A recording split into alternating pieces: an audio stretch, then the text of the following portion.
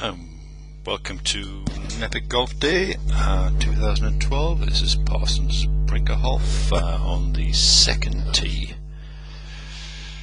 and first player to drive on this par 3.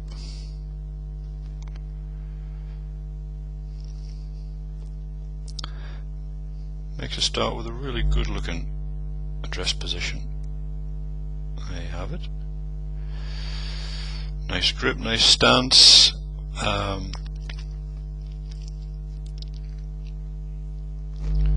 position looks really good.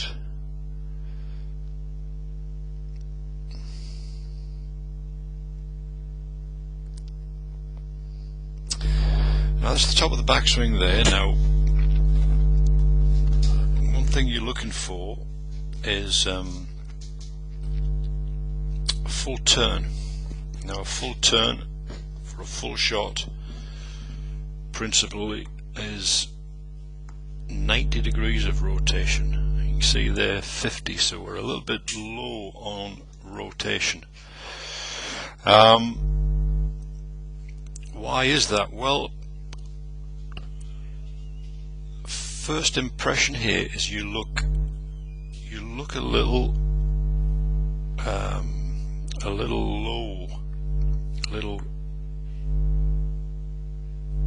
low to the ball here, so unfortunately I don't have the side view, so it might mean that if I had a side view, this is what I think we'd find, is that your spine angle, this angle here, is too far over the ball, and when you get too much spine angle over the ball, it becomes more and more challenging to create the level of rotation that we're after.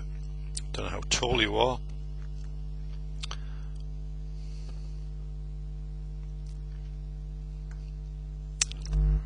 But you can see there that it makes the swing look short. All you've got to do to correct that is, of course, create that turn. So I'd encourage you to try to stand up and use a little bit more of your height when you address the ball, so you're not quite so far over it. And you can see here as you go through the ball, you just look a little cramped. This shoulder's hanging back, the hips don't appear to be rotating freely.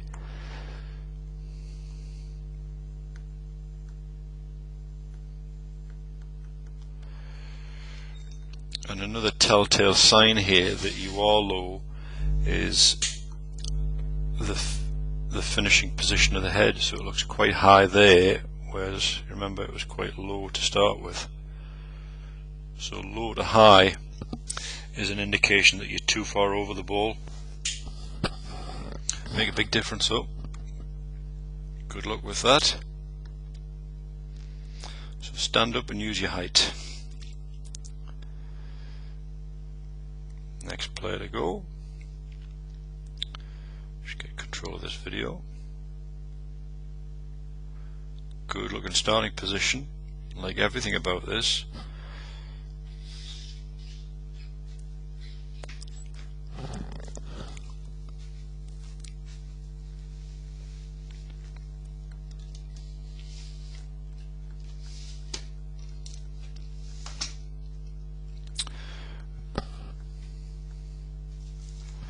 Right, so this looks a little different to the previous swing. Two things here.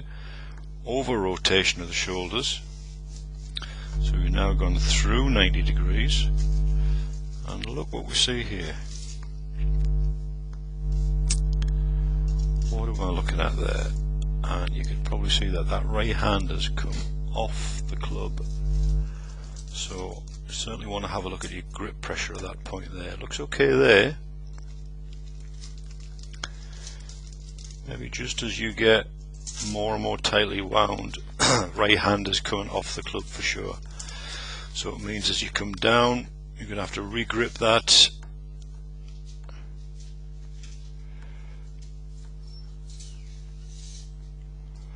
And obviously you don't want that.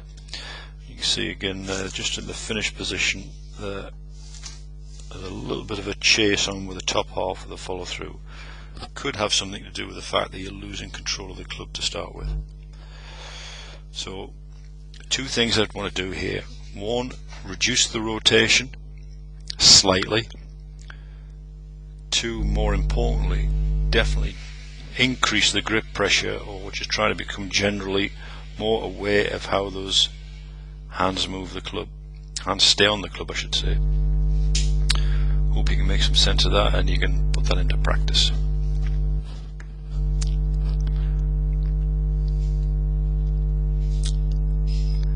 Next play to go.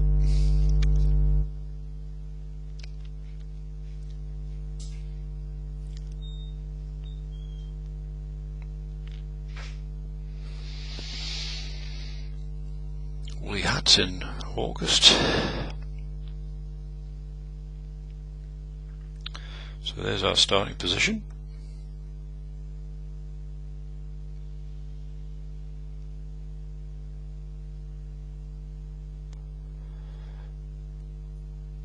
Couple of things straight away.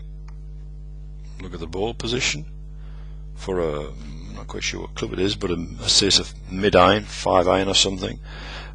Ball's a long way forward. Could certainly do with being slightly further back, around there, and also the club face looks slightly closed, as if it's aiming slightly to the left of the target.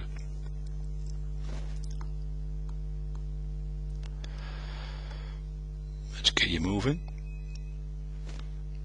It would maybe suggest to me that you are prone to lose the ball a little bit to the right. And in addition, I want you to look at what happens here.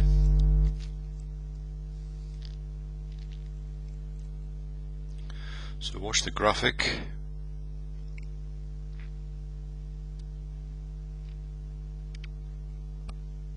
And you'll see a significant amount of weight now over this right side here.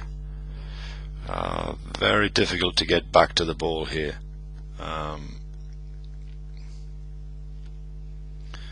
So there's impact. You can see right at best it's got back to where it started, but I can almost guarantee that that club is moving across your body.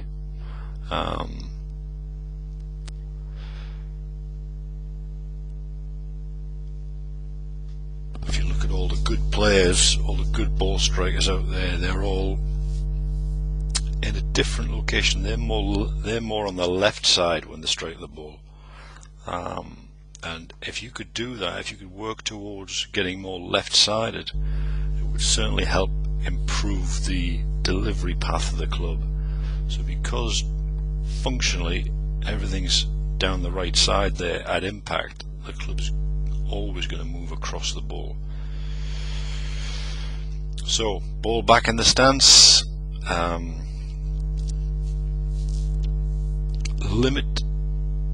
Must limit the movement, the sway to the right in the backswing, and that'll make it easier and much more effective for you to transfer the weight to the left side. You can certainly see in the finish position that it does eventually get there, but it reacts way too late, and the ball's already gone before we see the transfer. So a couple of things there: ball position, club face position, reduce the sway to the right in the backswing so you can become more effective at driving the weight to the left.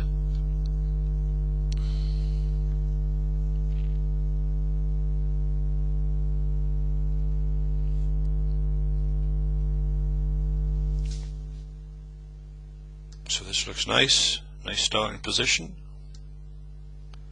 Get control of that video. Yeah, very nice indeed. Everything about that's really good. Let's get you moving.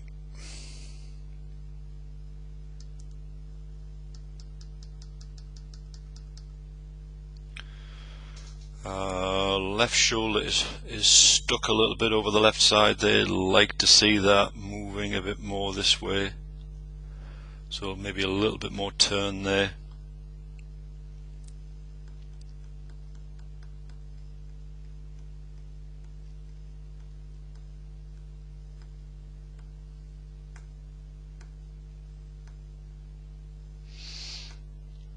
And there's impact.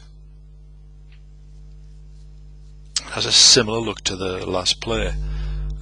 Remember what we said, way really to be an effective ball striker, get a good control on your ball flight, you need to be more on the left side, not the right side.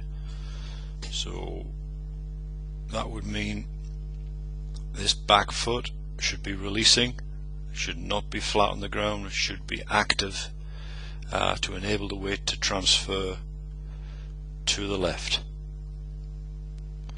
We tab it through. Oops. Sorry. So we tab it through. Even by the time you get to the end point, that right heel has barely moved, which causes, so that sticks, therefore that sticks, and you can't get the chest all the way through. So really from a very nice starting position, all more about how you move. That little bit more turn I've asked you to do in the generating the backswing would certainly help give you a little bit more momentum to get through it and get more on the left hand side, but too rooted on the ground. Must get more active with the feet to release the body. Good luck with that. Hope you had a good day, and hopefully we'll see you again next year.